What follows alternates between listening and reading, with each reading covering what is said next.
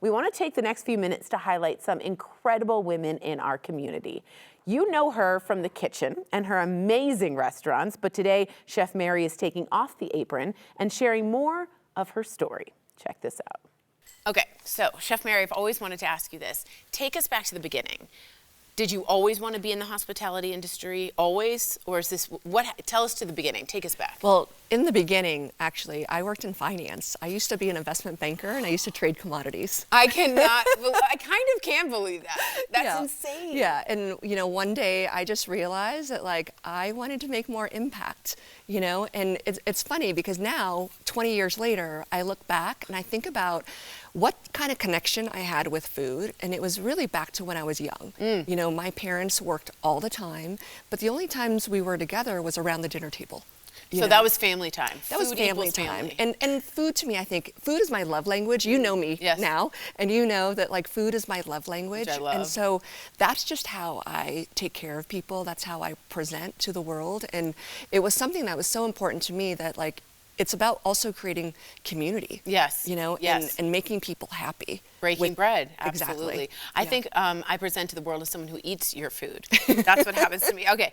I do want to ask you about joining the hospitality industry as a female. It is not particularly easy. Tell me how that went. No, it wasn't. And I chose an industry within hospitality that was really, really hard. So I became the first female executive sushi chef in the country.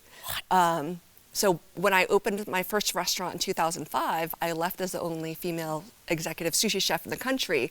And it's interesting because that is an industry that is very male dominated. Is very male dominated. And there are myths within Japanese culture that prevent women from making sushi. Oh, is that so, right? and if you go to a sushi restaurant now, even 2026, you will rarely ever see a woman. True. That's true. Making your sushi, and there's a lot of myths, and we can talk about that at depth, over drinks one day.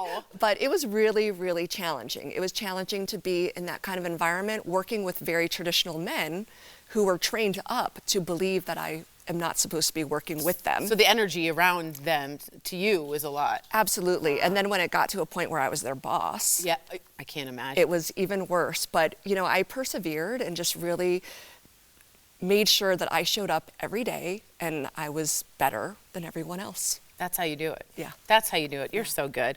Okay, moving to present day.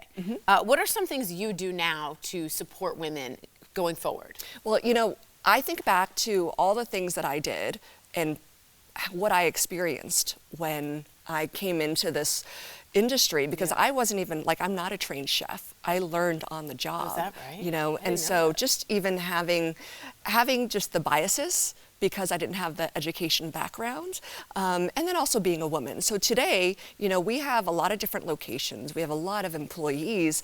I always give people the benefit of the doubt, right? If they want to do something, I always believe in them first. Wow. But I also want to make sure that we give opportunities to women. Yeah.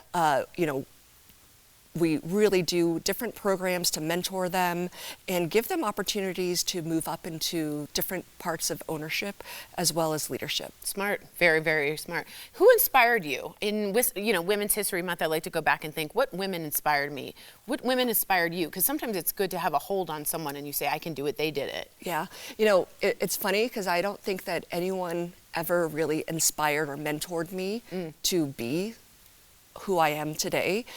What inspires me today is showing up every day for my daughters. Oh, wow. And being that example for them, to show them that you can do hard things, right? And you can do really hard things, and you can, as long as you just make a commitment and you believe in yourself. Because if you're going to do anything, if you're going to bet on anyone, bet on yourself. Yeah.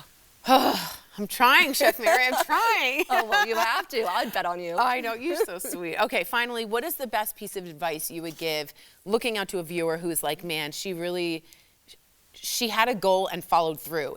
We all have goals. It's the rare thing is to follow through. So what piece of advice would you give? Well, and I think especially for women, because I think that women are very, potentially risk averse, and they like to make sure that everything is outlined and they've got goals and they've got measures. And I think the challenge is that you can't wait until everything is lined up. That's right. And you can't wait until it's the perfect time, because it's never going to be the perfect time. And I think what I would love to say is that you are where you're supposed to be, you know? Exactly. That's a beautiful piece of advice. Sometimes the action gets the motivation going, not the other way around. Exactly. Unbelievable. You were incredible, so thank you so much. And I can't wait to eat a lot more of your food. You can connect with Chef Mary by following her on social media. Her handle is @Chef Mary Nguyen. Or, of course, like I do, you can stop by any Olive and Finch, which she created. They have 5 locations in Denver. Learn more at oliveandfinch.com.